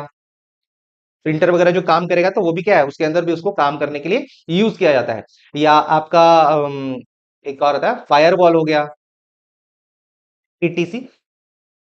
ये सब क्या है, ये सब आपका फर्मवेयर आता है। बेसिकली फर्मवेयर क्या है, जो हार्डवेयर और सॉफ्टवेयर दोनों के कॉम्बिनेशन से बना है। तो जो भी डिवाइसेस होते हैं उसके अंदर ऑलरेडी छोटा कुछ ना कुछ प्रोग्राम्स होते हैं, सॉफ्टवेयर होते हैं जो उसको ऑपरेट करने के काम करते हैं, तो उसी को बोलते हैं हम लोग फर्मवेयर। तो firmware is best described as system software stored in ROM. ठीक है, अब रोम क्या होता है ये हम लोग बताएंगे। तो हार्डवेयर कंपोनेंट नहीं होता बच्चा। चलो इसको अभी हम लोगों ने डिस्क्राइब नहीं किया है ना मेमोरी, तो इस क्वेश्चन को मैं अभी डाउटफुल रखता हूँ। इसको जब मैं डिस्क्राइब कर दूंगा तब आपको ज्यादा बेटर ऑप्शन समझ में आ जाएगा। तो बायोस अभी जस्ट बताया, बायोस स्टोर्ड, तो अभी ये भी हम लोगों ने डिस्कस नहीं किया, सीमोस भी डिस्कस नहीं किया है। हाँ चलो ये देख लेते हैं। Which unit of CPU direct all operations of the computer system. CPU का कौन सा यूनिट, सीपीयू के तीन कंपोनेंट्स है, तीन यूनिट है, कौन कौन सा, मेमोरी यूनिट, दूसरा क्या था आपका कंट्रोल यूनिट, और तीसरा क्या, एएलयू यानी अर्थमेटिक लॉजिक यूनिट था, है ना। तो यहां पर कंट्रोल करने वाला, ऑपरेशन कंट्रोल करने वाला, डायरेक्शन देने वाला, ये कौन करेगा। तो जब भी आपको डायरेक्शन या कंट्रोल की बात समझ में आए, ठीक है, तो हमने देखा है कि control unit is the most important thing, ठीक है, किसका, कंपोनेंट ऑफ सीपीयू के अंदर में। ठीक ना, विच of the following is not a non volatile. Volatile non volatile मैंने आपको क्योंकि फंडामेंटल में भी पढ़ा है और अभी भी पढ़ा है, तो ध्यान दीजिएगा कौन सा नॉन वोलेटाइल है। नॉन वोलेटाइल का मतलब जो क्या हो, परमानेंट हो। नॉन वोलेटाइल का मतलब जो परमानेंट हो, मतलब जिसके अंदर इलेक्ट्रिसिटी जा रहा है नहीं जा रहा है उसका डेटा हमेशा रिटेन रहेगा। अब वोलेटाइल का मतलब जब तक इलेक्ट्रिसिटी जा रहा है तब तक काम करेगा, अदरवाइज नहीं करेगा, इसका मतलब वो टेम्पोररी है। तो आपको पता है कि रैम वोलेटाइल होता है, रजिस्टर वोलेटाइल होता है, कैश वोलेटाइल होता है। तो जो रोम है ये आपका क्या होता है, नॉन वोलेटाइल होता है। वेरी नाइस, ठीक है। विच of the following is a volatile memory, इनमें से कौन सा है जो वोलेटाइल मेमोरी है। अब जस्ट उसका उल्टा कर दिया, तो वोलेटाइल का मतलब जिसके अंदर इलेक्ट्रिसिटी जा रहा है, तो रैम वोलेटाइल होता है। इसका मतलब ये तीनों जो है ये आपका क्या है, नॉन वोलेटाइल है। जितने भी रोम होंगे या जितने भी पेन ड्राइव या जितने भी फर्मवेयर होंगे वो सब क्या होंगे, नॉन वोलेटाइल। ध्यान देना, जितने भी फर्मवेयर होंगे वो क्या होंगे, नॉन वोलेटाइल होंगे। ठीक है, तो ये सब क्या है, सब आपका फर्मवेयर आता है, ये सब क्या है, फर्मवेयर के अंदर ही आ जाता है। ठीक है, तो यहाँ पर आपका क्या हो जाएगा, RAM is the right answer. Now next है हमारे पास, which of the following is an input device. बहुत बेसिक सा क्वेश्चन है, ऐसे क्वेश्चन पूछे जाते हैं। Which of the following is an input device, कौन सा इनपुट डिवाइस है।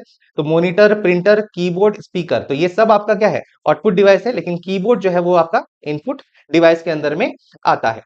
ठीक, which devices provides backup power supply, ये मैंने आपको फंडामेंटल में भी बताया था कि देखो जैसे रैम में सारा काम होता है ना। तो हमारे पास लैपटॉप है, तो लैपटॉप में क्या है, लैपटॉप में भाई बैटरी लगा हुआ है तो काम कर जाएगा। लेकिन जो डेस्कटॉप होता है, डेस्कटॉप के अंदर में बैटरी तो होता नहीं है, तो उसके साथ एक अलग से एक यूपीएस रहता है, उसको 10 मिनट का पावर सप्लाई देने के लिए, कि भाई आप जो भी काम कर रहे हो उसको क्या करो, सेव कर लो अपने हार्ड डिस्क या सेकेंडरी स्टोरेज के अंदर में, सो दैट अगर इलेक्ट्रिसिटी चला गया तो आपका जितना काम किया हुआ है वो सारा का सारा काम जो है वो बर्बाद ना हो जाए, क्योंकि रैम क्या है, टेम्पोररी है। ठीक है, तो वो यूज करते हैं हम लोग, यूपीएस यूज करते हैं 10 मिनट 15 मिनट का पावर सप्लाई देने के लिए, जिसको बोलते हैं हम लोग अनइंटरप्टेबल पावर सप्लाई।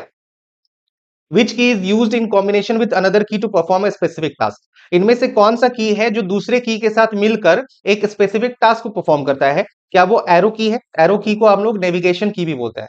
ठीक है, इसको हम लोग क्या बोलते हैं, नेविगेशन की भी बोलते हैं। नेविगेशन का मतलब क्या होता है, रास्ता। तो अगर आपको अप डाउन लेफ्ट राइट जाना है तो इसको बोलेंगे हम लोग अच्छा, ये जो स्पेस बार होता है, स्पेस बार आपका सबसे सबसे लंबा की होता है। ठीक है, फंक्शन कीज आपका स्पेशल टास्क के लिए होता है, ध्यान देना, स्पेशल टास्क के लिए। ठीक, जो कंट्रोल की या जितने भी मॉडिफायर कीज थे उसका कॉम्बिनेशन के साथ, देखो जो कंट्रोल की होता है ना, कंट्रोल की आपका अदर कॉम्बिनेशन के साथ मिलकर स्पेशल टास्क को परफॉर्म करते हैं। लेकिन जो फंक्शन कीज होते हैं, फंक्शन कीज खुद में, जैसे नॉर्मली आप कंट्रोल की दबाओगे तो कुछ नहीं होगा, कंट्रोल की जब तक दूसरे की के साथ काम नहीं करेगा तब तक नहीं होगा। लेकिन जैसे आपने F5 दबाया या F5 दबाया तो ये रिफ्रेश हो जाएगा, इसको अलग से किसी की के लिए जरूरत नहीं है। तो ये इंडिविजुअल सफिशियंट होता है, ये दूसरे की के साथ भी काम करता है लेकिन इंडिविजुअल सफिशियंट होता है।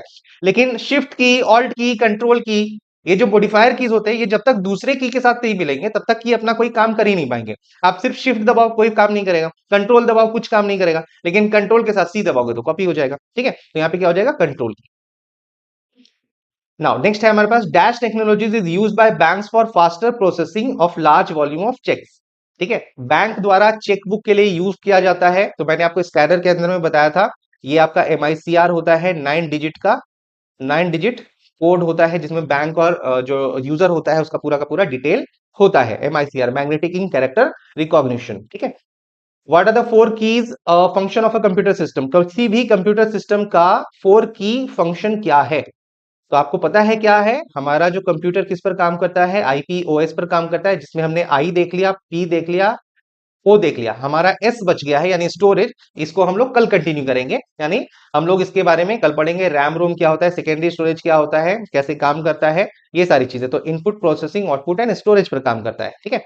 विच of the following is not a hardware of a computer, इनमें से कौन सा है जो हार्डवेयर नहीं है, इनमें से कौन सा है जो हार्डवेयर नहीं है। हार्डवेयर का मतलब फिजिकल, उसका एग्जिस्टेंस नहीं है, उसे हम लोग टच नहीं कर सकते।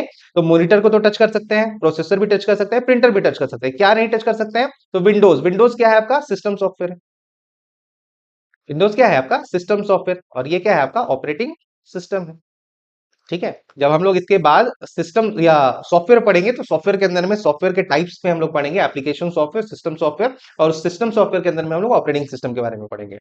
Dot matrix and daisy wheel printers are the type of, जो डॉट मैट्रिक्स है और जो डेजी व्हील प्रिंटर है, ये किस प्रकार के प्रिंटर है, ठीक है, किस प्रकार के प्रिंटर है। तो मैंने आपको बताया था दो चीजें याद रखना, इंपैक्ट प्रिंटर और नॉन इंपैक्ट प्रिंटर। जो नॉन इंपैक्ट प्रिंटर, बस याद रखना कि नॉन इंपैक्ट प्रिंटर में आपका इंकजेट और लेजर आता है, ठीक है, थर्मल वगैरह उसमें आ जाएगा। लेकिन जो हमारा dot matrix, Daisy wheel, line printer, ये जो जो कम यूज होते हैं, घरों में यूज नहीं होते हैं, वो इंपैक्ट प्रिंटर के अंदर आता है। तो this is known as impact printer. Very good, very good. Now the computer's processor consist of the following part, जो कंप्यूटर का प्रोसेसर है वो किन किन कंपोनेंट से मिलकर बना होता है। तो देखो, आपका सीपीयू तो होता है, मेन मेमोरी तो अलग चीज हो गया है ना, मेन मेमोरी क्या हो गया? अलग हो गया, मतलब मेन मेमोरी हम रैम को बोलते हैं, तो रैम तो अलग पार्ट हो गया, इसका पार्ट नहीं है, ठीक है। Hard disk and floppy disk, ये तो आपका स्टोरेज है, ये भी नहीं है, ठीक है।